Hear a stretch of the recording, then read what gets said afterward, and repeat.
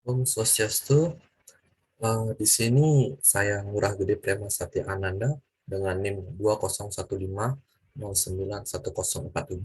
akan membawakan materi tentang value chain.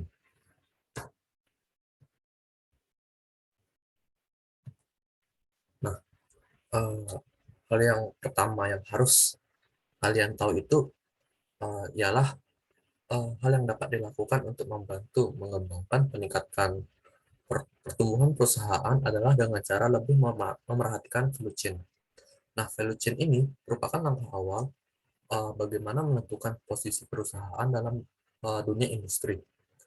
Rantai-rantai aktivitas tersebut merupakan sumber keunggulan bersaing dan untuk memahami perilaku biaya serta sumber diferensi yang ada.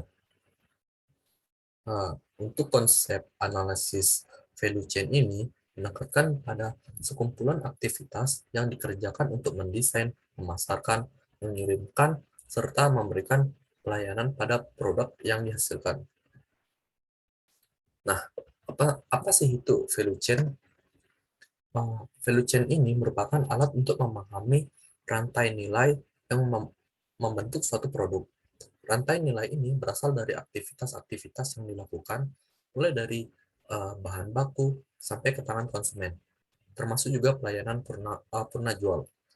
Jadi, secara umum, value chain adalah serangkaian kegiatan bisnis yang mana pada setiap tahapan atau langkahnya mampu meningkatkan nilai dan pemanfaatan pada barang atau jasa yang diproduksi. Nah, untuk pengelompokan ini dalam suatu bisnis, value chain akan membentuk suatu kerangka yang tujuannya adalah untuk mengidentifikasi dan juga menginventasi uh, menginventarisasikan berbagai area fungsi bisnis. Pengelompokan ini dilakukan berdasarkan kegiatan utama dan juga pendampingan. Perlu diketahui, sebelum menerapkan value chain, haruslah membuat strategi terlebih dahulu. Nah, kembali lagi, dalam kegiatan utama dan pendampingan ini terdapat beberapa kategori yang bisa dimasukkan, seperti logistik. Sedangkan untuk kategori pendamping bisa dari pengembangan teknologi. Nah, dari primary activities itu, yaitu menciptakan nilai ataupun manfaat untuk para pelanggan. Nah, untuk support activities ini, memberikan aktivitas guna mencapai kegiatan utama perusahaan. Jadi, support aktivitas ini suatu aktivitas untuk membantu aktivitas utama tersebut atau primary activities. Nah, siapa sajakah siapa itu yang memakai value chain untuk pertama kalinya? Value chain pertama kali dijelaskan oleh Profesor Harvard Business School, yaitu Michael Porter pada tahun 1985 melalui bukunya yang berjudul Competitive Advance: Creating and Sustaining Superior Performance. Sejak saat itu, teknik ini menjadi alat yang berguna bagi perusahaan untuk membantu mendapatkan keunggulan yang kompetitif. Lalu, mengapa sih perlu strategi value chain? Uh, Suatu perusahaan yang ingin menerapkan value chain harus melakukan strategi terlebih dahulu. Strategi ini sebagai rangkaian kegiatan yang lebih terkoordinir dan juga lebih terintegrasi guna mendapatkan keunggulan bersaing. Nah, strategi ini yang terdapat dalam value chain sendiri terdiri dari strategi keunggulan dalam bersaing, strategi keunggulan biaya, dan juga ada strategi diferensiasi. Nah, yang pertama yaitu ada strategi keunggulan bersaing. Di sini saya jelaskan strategi ini memiliki keunggulan bersaing, yaitu kemampuan pada perusahaan dalam mendapatkan keuntungan ekonomis terhadap laba yang bisa diperoleh kompetitor di pasar dalam industri yang sama.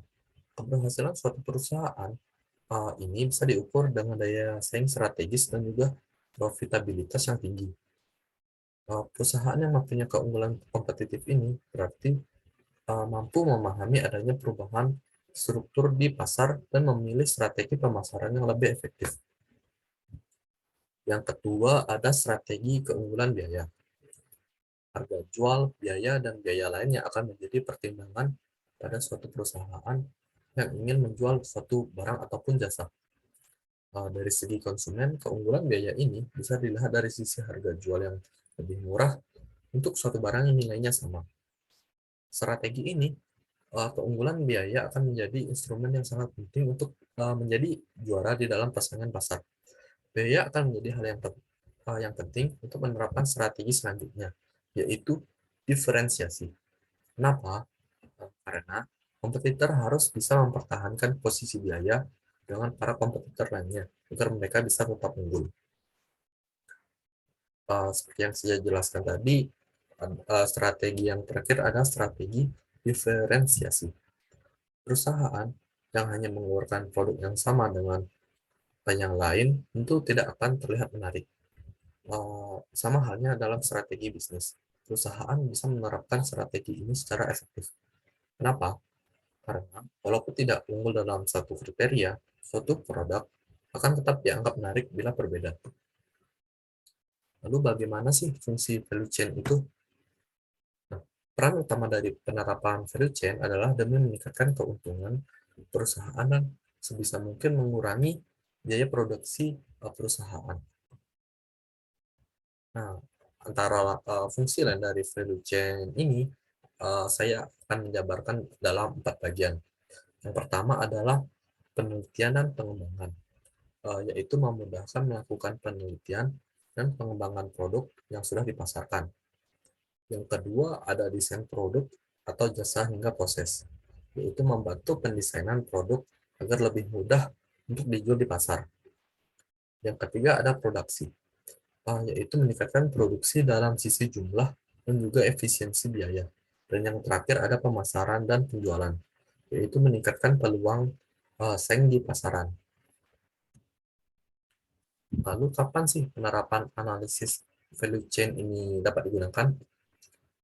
Nah, untuk proses operasional bisnis yang lebih baik, perusahaan dapat menggunakan teknik analisis value chain ini kapan saja sesuai kebutuhan bisnis perusahaannya.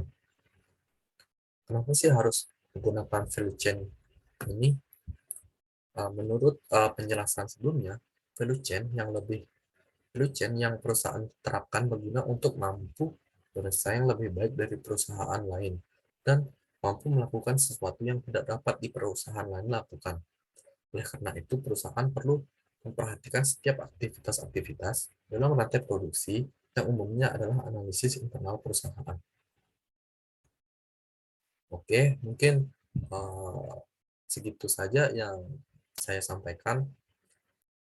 Mungkin untuk materi lebih jelasnya, kalian bisa searching di Google atau browsing dimanapun yang kalian sukai untuk mendapatkan informasi yang lebih maksimal. Baik, sekian dari saya, Murah Gede Prema Satya Ananda. Izin undur diri. Terima kasih.